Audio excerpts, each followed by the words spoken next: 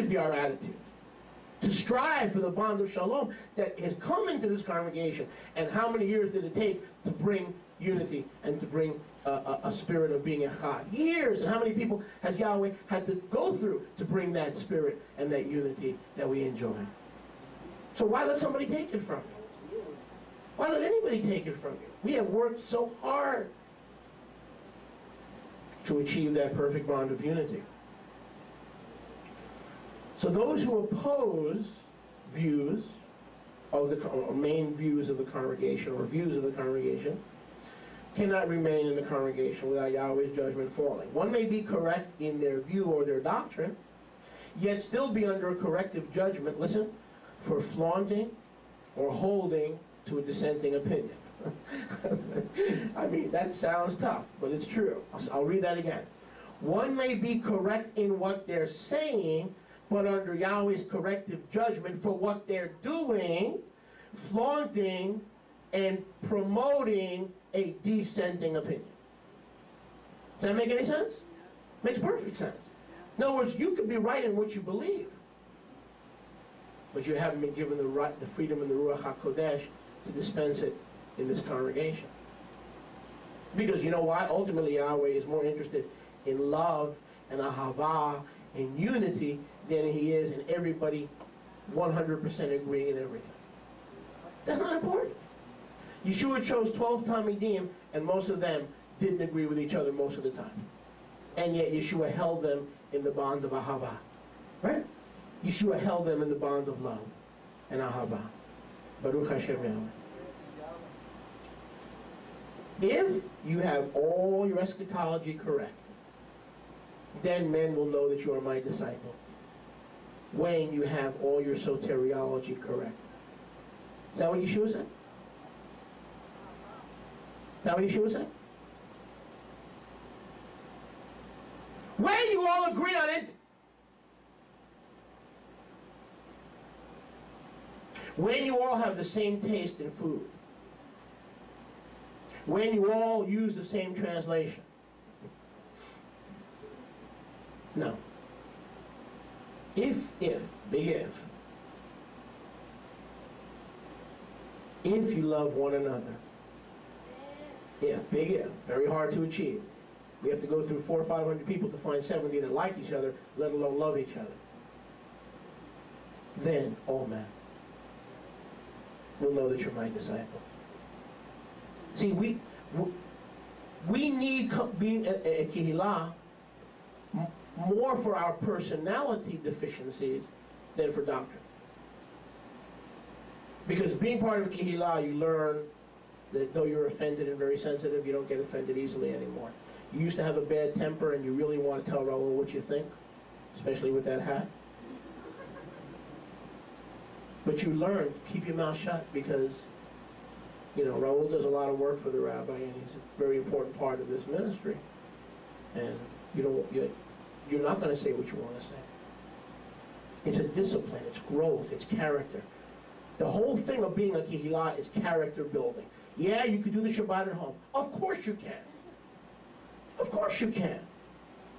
And you can do the Moadim at home. But the main purpose of Kehillah accountability and Kehillah gathering is the refining of your character and my character.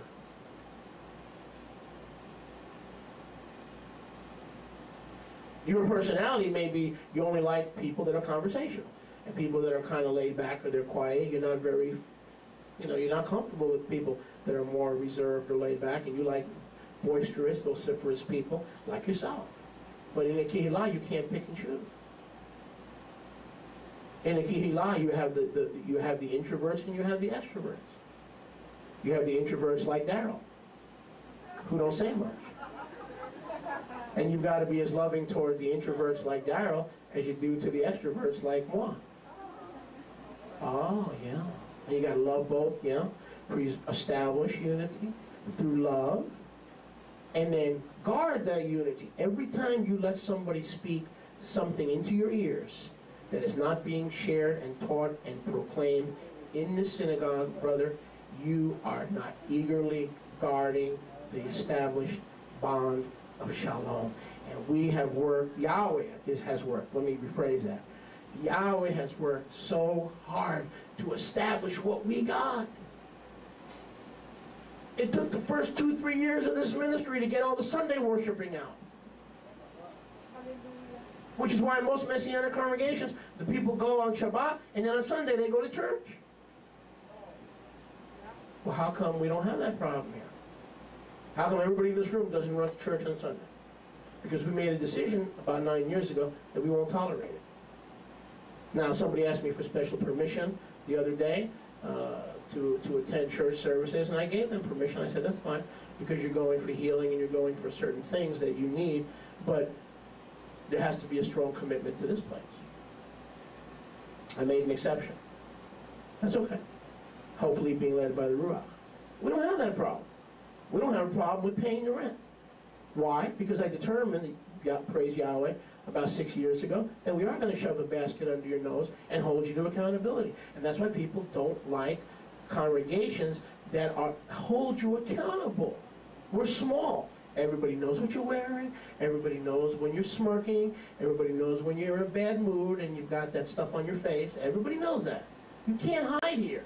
But see, what we perceive as bad, it's easier to hide in Calvary Chapel. You can wear a miniskirt, nylons, heels, and you can go to get picked up and have someone to sleep with on Sunday. You can do that, Jay. You can't do that here. Because there's an accountability built in a small congregation. Hello? There's an accountability built in here in a small congregation. We're watching the way you worship. You're watching me. I'm watching you. We're almost on top of each other in a setting. That's good. Don't run from it.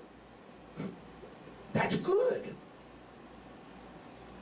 He yields the peaceable fruits of righteousness to those who are exercised thereby. Baruch Hashem Yahweh. I said Baruch Hashem. This is not the congregation to go to get picked up.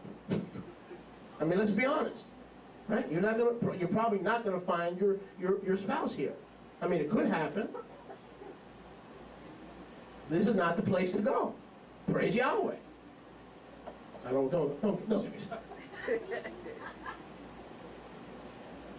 It could happen.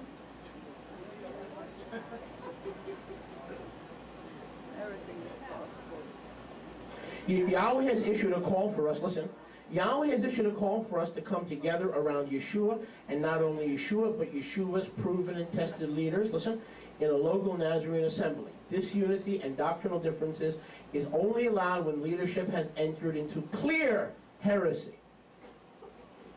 We must adopt the leader's biblical views for the greater good of the message. Because if we are all disjointed, there's no motion. What is a joint by definition? We read it before. It's an area of cartilage of which bones are joined. They're joined together to create motion. Yes?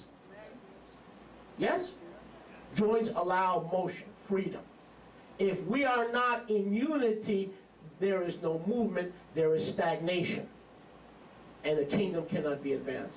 And the kingdom cannot be promoted. Baruch Hashem Yahweh.